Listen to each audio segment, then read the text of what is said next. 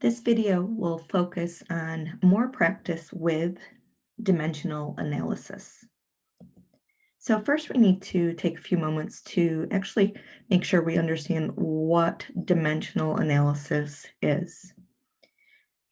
Dimensional analysis is a very useful method for converting between units, which is why it's also named unit conversion or unit analysis, as well as the name of dimensional analysis.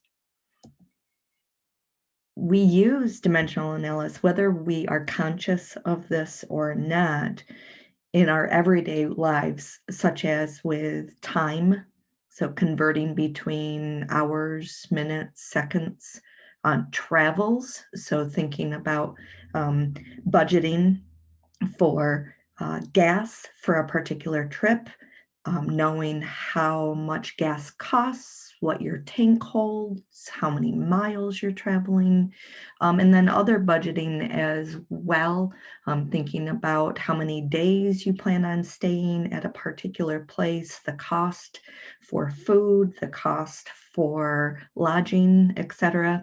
And then also baking, so converting between, say, tablespoons and milliliters, etc.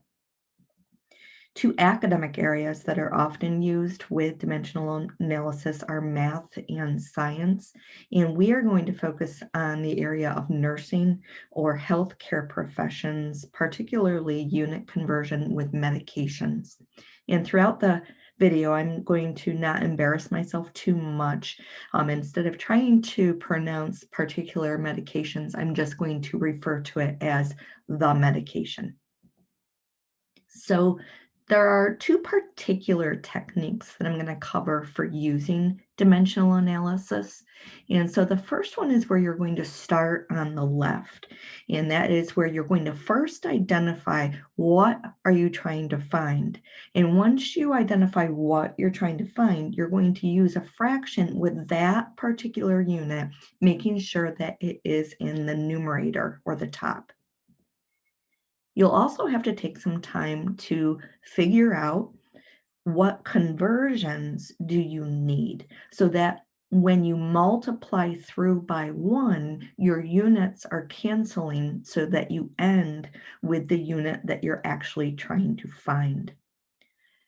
As you multiply, you also want to simplify and then write the number appropriately. We'll talk about that a little bit more.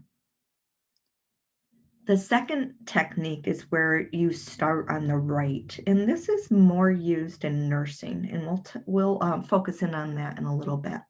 So starting on the right, you ask yourself, same as the other technique, what do you need? So once you identify what you need, you write that on the right-hand side of your equation. So you're really focusing on the end of your answer. On the left-hand side of your equation, you're going to start with what is your order. So this is, again, very focused with nursing students or healthcare professionals of, say, receiving an order from a physician. So what is your order? What conversions do you need? And that might be one conversion or multiple conversions. So dimensional analysis is very helpful for keeping yourself organized. Simplify your expression. And so you're going to set up your fractions so that all of your units cancel except for what you're trying to find. And remember, that's what we started with by asking, what do I need? And then write the number appropriately. For nursing professionals, you need to make sure that you always use a leading 0 and never a trailing 0. We'll discuss this more specifically in a moment. We're going to use a quick example of using both techniques so that you can understand technique 1 versus technique 2. So the situation is a doctor orders 50 milligrams of this medication.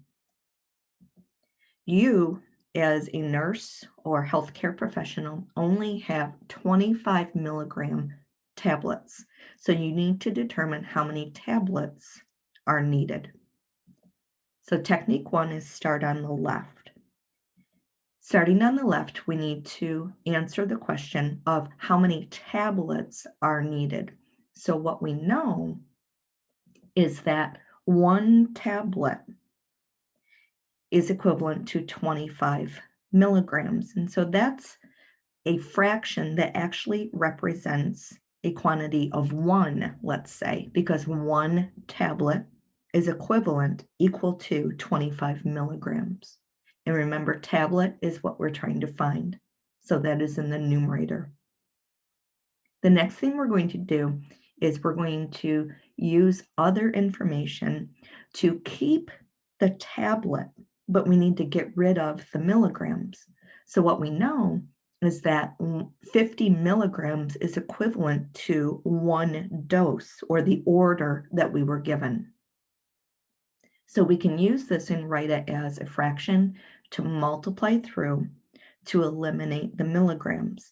Now notice in our original fraction of one tablet over 25 milligrams, the milligrams is in the denominator. So that means we need to multiply by 50 milligrams per that one dose, and making sure that the 50 milligrams is in the numerator. So we have one tablet per 25 milligrams times 50 milligrams per one dose. Notice we have milligrams from the first fraction in the denominator, but milligrams in the second fraction in the numerator, which will then cancel, which means 50 divided by 25 tells us we need 2 tablets for this one dose.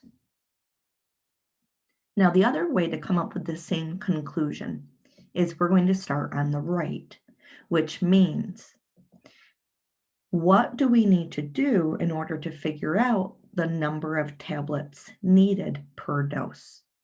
So we start with the order. The order is 50 milligrams for one dose.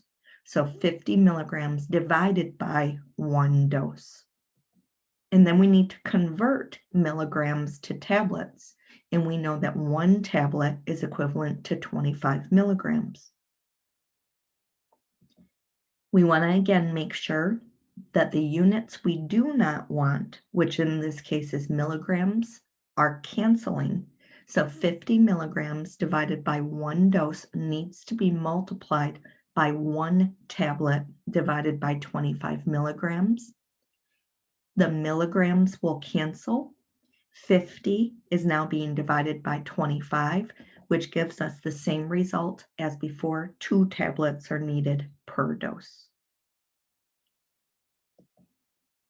Technique 1, I want to allow you to see another example where we are again going to start from the left. The situation here is we're going to convert 36 hours to seconds. So we are starting with the situation of 36 hours, but what we want is to end with seconds. So our conversions that we need to know that 60 seconds is equivalent to 1 minute. Now there's 2 different ways to write this as a fraction. 60 seconds divided by 1 minute, or 1 minute divided by 60 seconds. We'll figure out which we need in a moment. We also need the conversion that 60 minutes is equivalent to 1 hour. And similarly, we need to figure out if we need 60 minutes divided by 1 hour, or 1 hour divided by 60 minutes. With technique number 1, we're going to set up a fraction with the unit we are trying to find in our numerator. So in this case, we're trying to find seconds. So we want to start with seconds, and we want that in the numerator. So that means we're going to use 60 seconds divided by 1 minute. Notice seconds is in the numerator. We're now going to multiply by 1 with the goal of keeping the seconds, but getting rid of the minutes. So we need to multiply by 60 seconds over 1 hour. Notice minute is in the denominator of the first fraction, but numerator of the second fraction, therefore those units will cancel. Now, the next thing we have to recognize is we're not just talking about 1 hour. You were asked to convert 36 hours into seconds. So we need to make sure we recognize our last step will be to multiply by 36 hours times, divided by our one situation. Notice again, the minutes cancel, the hours will cancel, and we're left with seconds for this one situation. The only numbers in the denominator are 1 for each denominator, so we simply have to multiply across. So 60 times 60 times 36, which gives us our final answer that 36 hours is equivalent to 129,600 seconds. Technique number 2 is where we're going to start from the right. So our situation is that a doctor orders 0.5 milligrams of morphine every 4 hours. You have a vial of this medication, which is labeled as 2 milligrams per milliliters, and you are asked to determine how many milliliters are needed per dose. Using technique number 2, we're going to start from the right, and that lets us understand we are trying to find the number of milliliters. So what conversions do I need in order to end up with an answer of milliliters? What is our order? Our order is 0.5 milligrams per one dose. So we need to multiply in order to reduce to milliliters only.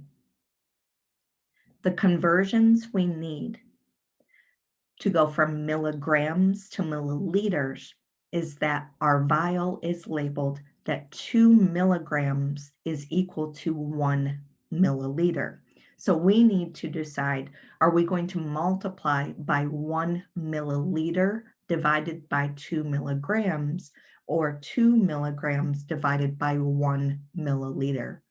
If we go back to our order and what we're trying to find,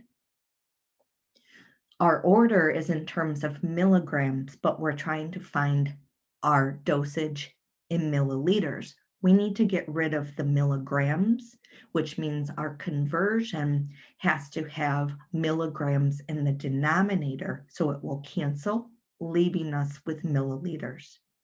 So we will multiply by 1 milliliter divided by 2 milligrams. Notice the milligrams will cancel, and we only have 0.5 times 1 in our numerator, and then 1 times 2 in the denominator.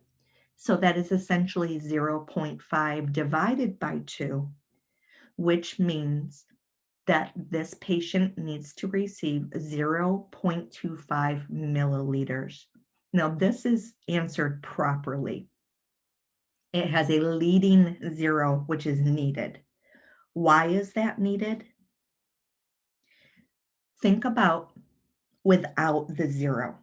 Without the 0, it would be 0.25 milliliters, and that little point can be very easily misread or missed, and it could be read as 25 milliliters, resulting in serious injury or death of the patient, and that is something we would not want to happen, of course. One more example, and this will be our final example before you do some practice problems on your own. So our last example, the situation is a doctor orders 0.125 milligrams of a medication per dose. The vial is labeled, and we have to be very careful here. Notice it's labeled as 500 micrograms per 2 milliliters. And you are asked to determine how many milliliters are needed per per dose.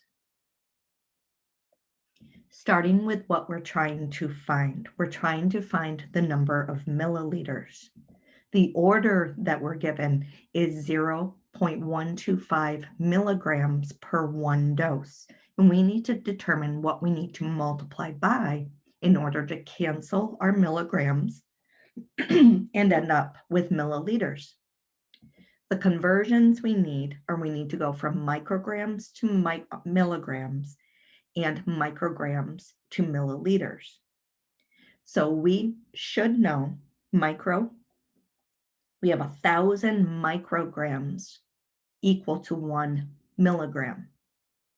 And the order is given as 500 micrograms per 2 milliliters. And again, the focus is on the milliliters. Starting with our order, we're going to multiply through to kill all of the units that we do not need. So 0.125 milligrams per one dose, we're going to multiply by the 1,000 micrograms per 1 milligram. Notice the milligrams will then cancel.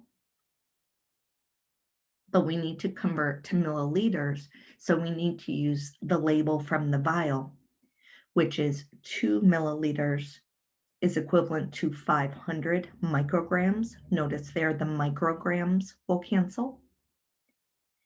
And so multiplying through, we have 0.125 times 1,000 times 2, and then this will all be divided by 500. And writing this appropriately, this simplifies to 0.5 milliliters per dose for this medication.